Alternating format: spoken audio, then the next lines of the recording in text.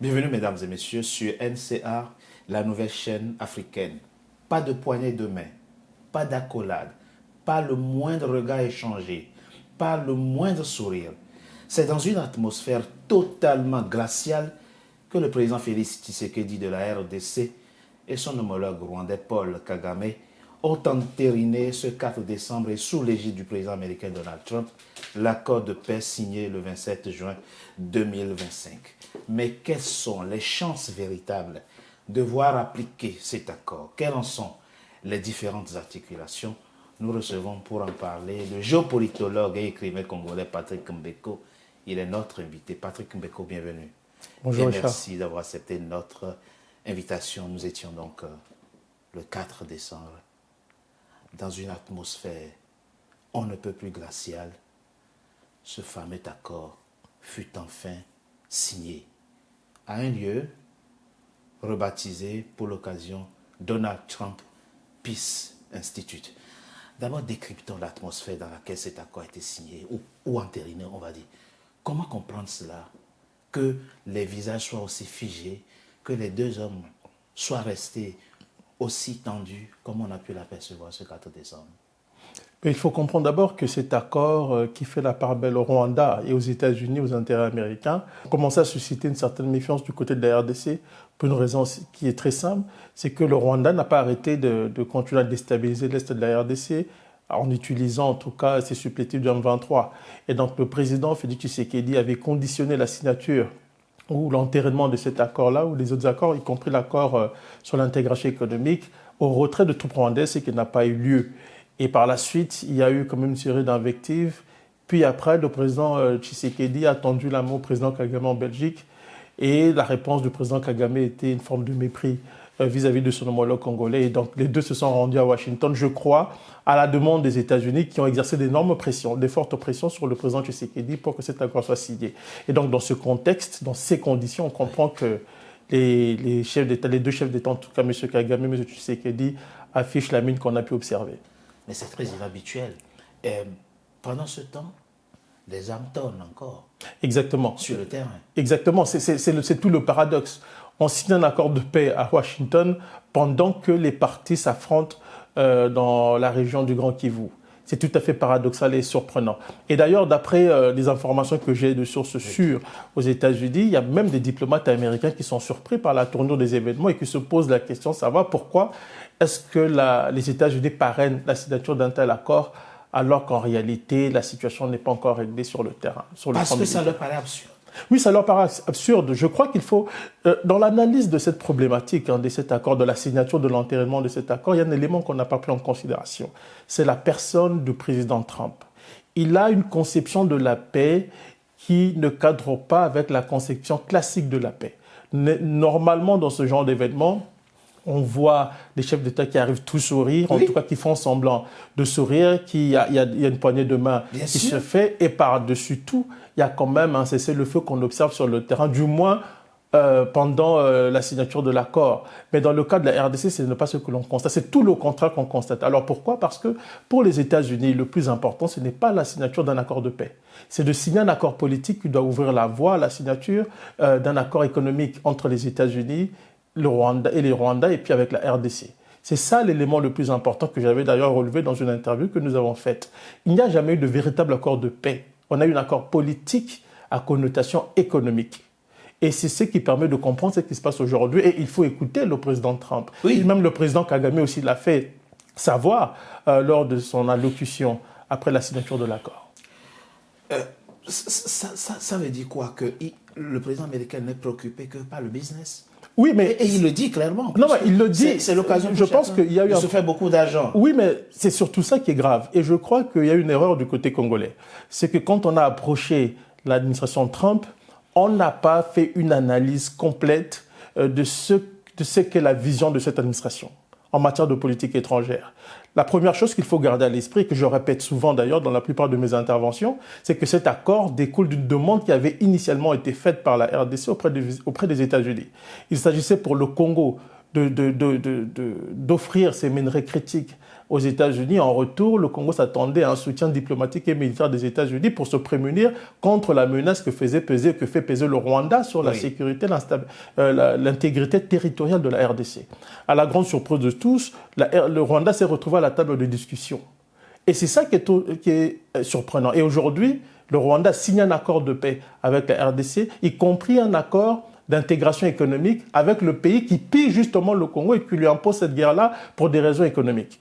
Et donc, c'est assez paradoxal. Alors, pourquoi? Parce que pour les États-Unis, comme je l'ai dit, le plus important, c'était de trouver un moyen pour permettre aux intérêts américains de s'implanter dans la région, pour non seulement avoir accès aux minerais critiques de la RDC, mais aussi pour bouter la Chine hors de la RDC. Parce qu'il y a une juxtaposition d'enjeux dans cette affaire. Vous avez la partie minerais critiques, mais vous avez la partie géopolitique et stratégique qui concerne cette rivalité entre les deux grandes puissances qu'on observe sur la scène mondiale, entre d'un côté les États-Unis et de l'autre la Chine.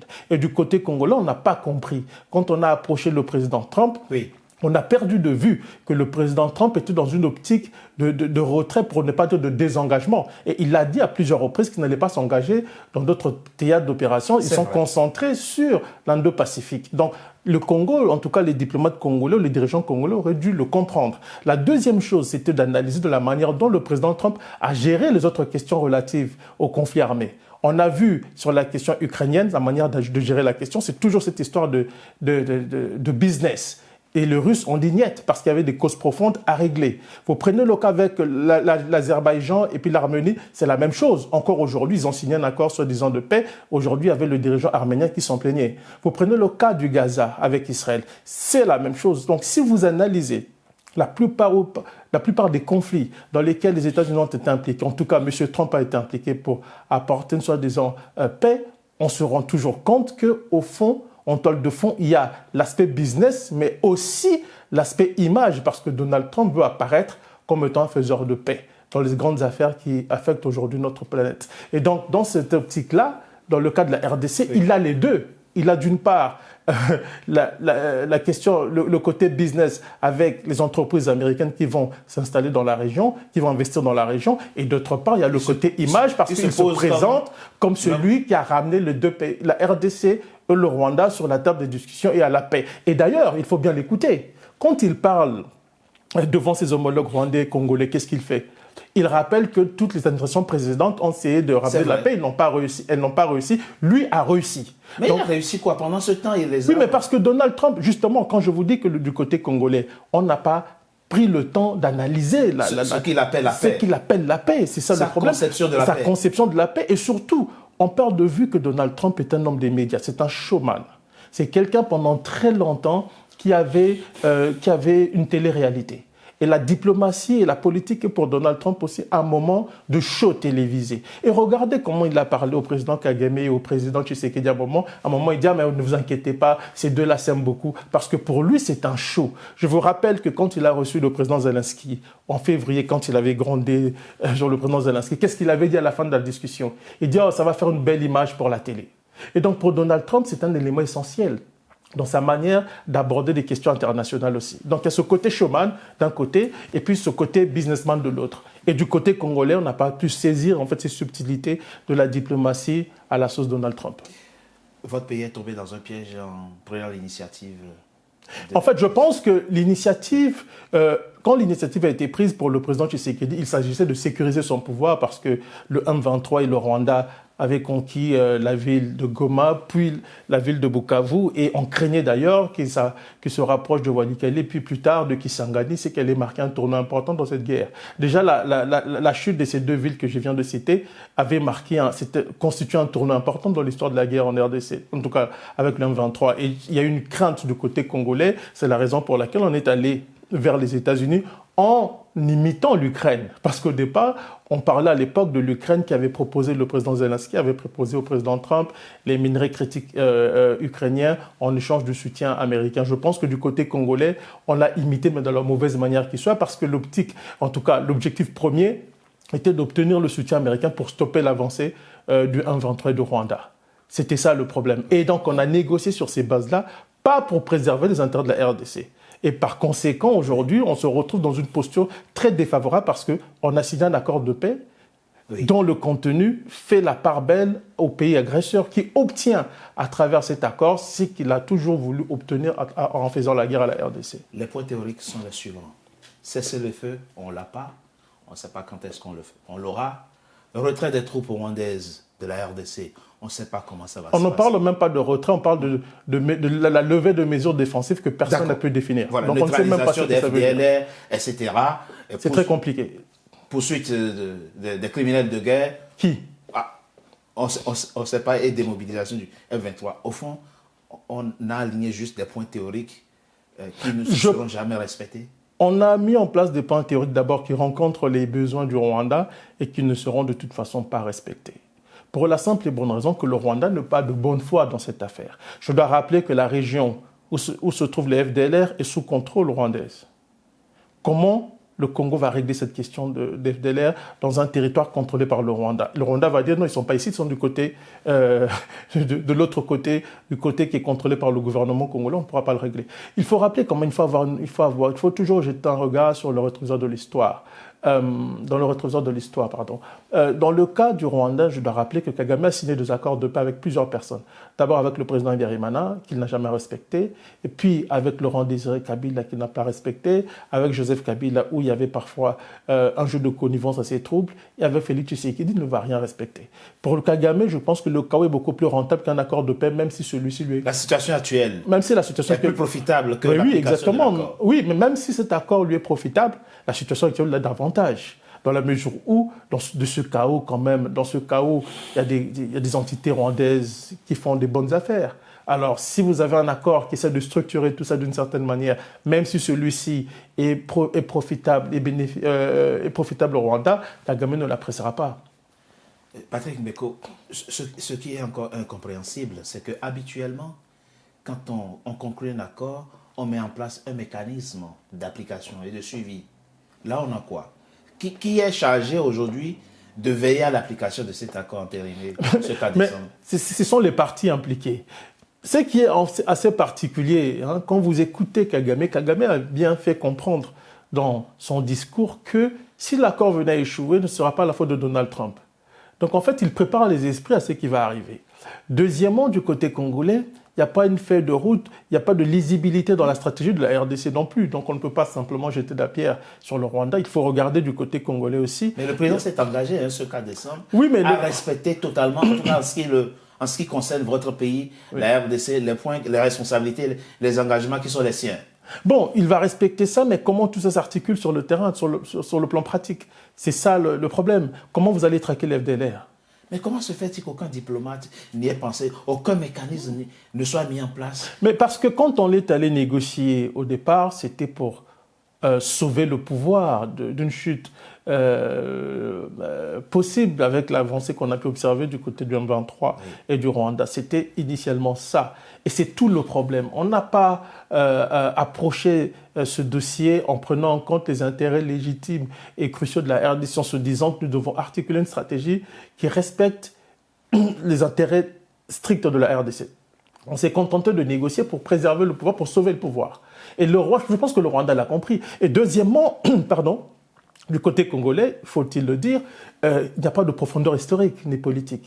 Parce que quand vous lisez cet accord, vous posez des questions, comme vous le dites justement, sur la compréhension que les diplomates congolais, les dirigeants congolais ont des enjeux en présence. Parce que au-delà de la question des minerais, il y a la question des réfugiés. Oui. Qui sont ces réfugiés? Où vont-ils être installés? Parce qu'au fond, pour Kagame, le véritable enjeu, ce n'est pas les minerais, c'est la terre. Parce que si vous contrôlez la terre, vous contrôlerez tout ce qui est en bas, tout ce qui est dedans. C'est beaucoup plus important. Mais on est concentré sur la question d'intégration économique, sur la question économique, en perdant de vue la question des réfugiés qui est beaucoup plus important et qui va nous apporter beaucoup plus de problèmes parce que, justement, si ces réfugiés reviennent, comment va-t-on s'assurer que ces gens sont véritablement des Congolais? On nous dit qu'ils sont au nombre de des dizaines de milliers de personnes, de Congolais qui seront au Rwanda. Mais moi, j'ai montré dans l'un de mes bouquins, Stratégie du chaos et du mensonge, pour ne pas le citer, comment dans un rapport de Refugee International, une ONG américaine, comment on rapatriait au Congo des gens qui n'avaient pas vécu dans les secteurs dans lesquels on les implantait et qui se révélaient être des Rwandais ou des citoyens rwandophones, qui ne savaient rien de l'endroit ou des localités où ils étaient implantés. Le problème, c'est que tout ça va créer des tensions sur le plan local. Et qui dit tension va dire intervention armée ou conflit armé, avec une possible intervention, encore une fois, du Rwanda. Donc, nous allons revenir à la case départ. Ça, c'est un aspect de la question. Si vous prenez l'aspect du M23, qui est dissocié de l'accord de paix, ça, c'est encore plus grave parce que le M23 est une excroissance du Rwanda. Le M23 est soutenu par le Rwanda. Un protagoniste important. Important, qui est dans l'accord sans être dans l'accord. Parce qu'on a dissocié l'accord de paix de discussions qui se déroulent avec le 1-23, tout en y intégrant d'une certaine manière pour que la faisabilité de l'accord soit effective. Peut-être que la réponse viendra de Doha. En partie. Mais la réponse ne peut venir de Doha parce que le maître du jeu, c'est Kagame. Justement. Doha décidera en fonction des injonctions que donnera Kagame. Alors, donc on est dans un cercle vicieux. Le gouvernement congolais n'aurait pas dû accepter que l'on dissocie le Rwanda du 1-23. C'est une grave erreur stratégique et tactique. Et ça va coûter très cher parce que si vous réglez la question avec le Rwanda, il faudra régler aussi avec le M23. Si vous ne réglez pas avec le M23, il faut régler avec le Rwanda. Mais si vous ne réglez pas avec les deux, rien n'avancera. Si vous réglez avec l'un, pas avec l'autre, la situation sera tout aussi pire. Un véritable serpent de mer finalement. Exactement. Patrick Mbeko, quelle est la réalité de la superpuissance militaire du Rwanda? Nous parlons d'un pays qui fait 26 000 km², 14 millions d'habitants.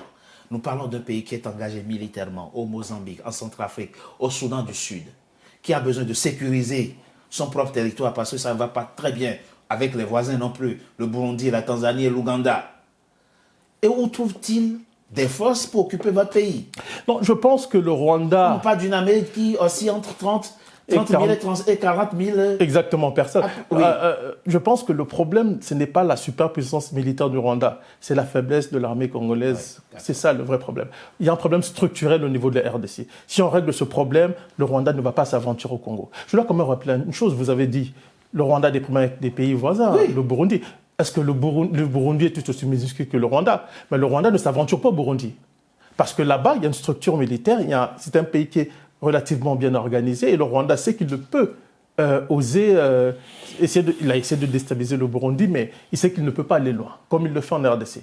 Du côté congolais, il y a un manque de sérieux. Quand vous avez des hauts gradés qui dilapident les dédiés publics, tout ce qui est destiné à l'armée, quand vous avez une armée composée d'officiers affairistes, comment pouvez-vous faire la guerre? Quand les fonds destinés aux militaires sont détournés, que les personnes qui le font ne sont pas sanctionnées, comment voulez-vous motiver les militaires? Moi, pendant la chute de Goma, j'ai été en contact avec beaucoup d'officiers congolais, d'officiers supérieurs. Et ce que j'ai entendu de la plupart des officiers, c'est que cette guerre-là, ça profite aux gens qui sont au pouvoir. Ils ne vont pas se battre pour protéger le pouvoir. C'est comme ça que les gens interprètent la question. Donc le mal est beaucoup plus profond. Ce n'est pas seulement le Rwanda. Il y a des problèmes structurels au niveau du Congo qu'il faut corriger si l'on veut relever le défi que pose aujourd'hui le 1-23 et s'emparer en Rwanda. Vous êtes optimiste? Je reste optimiste parce que la population congolaise est assez remontée contre tout ça. Elle est déterminée. Mais le problème, c'est la tête de l'État. C'est le gouvernement congolais. La faiblesse de l'armée... On sent une forme de volontarisme politique chez le président Félix.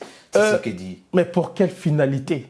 La vraie question, c'est pour quelle finalité? Si ce volontarisme a pour objectif de préserver son pouvoir, on a un problème. Si c'est pour, en tout cas, préserver la République et ses intérêts, son peuple, l'intégrité territoriale, oui, là, on peut être optimiste. Mais si le président fait tout ça pour sauver son pouvoir, on aura un problème parce que sa vision sera toujours une vision assez étroite de son jeu en présence. Cette vision sera limitée à la préservation de son pouvoir et non à la préservation des intérêts du pays. Et c'est tout le problème qu'on a aujourd'hui. Patrick Mbeko, je rappelle que vous êtes géopolitologue, spécialiste des Grands Lacs, écrivain, auteur de plusieurs livres. Merci d'avoir été. Au plaisir.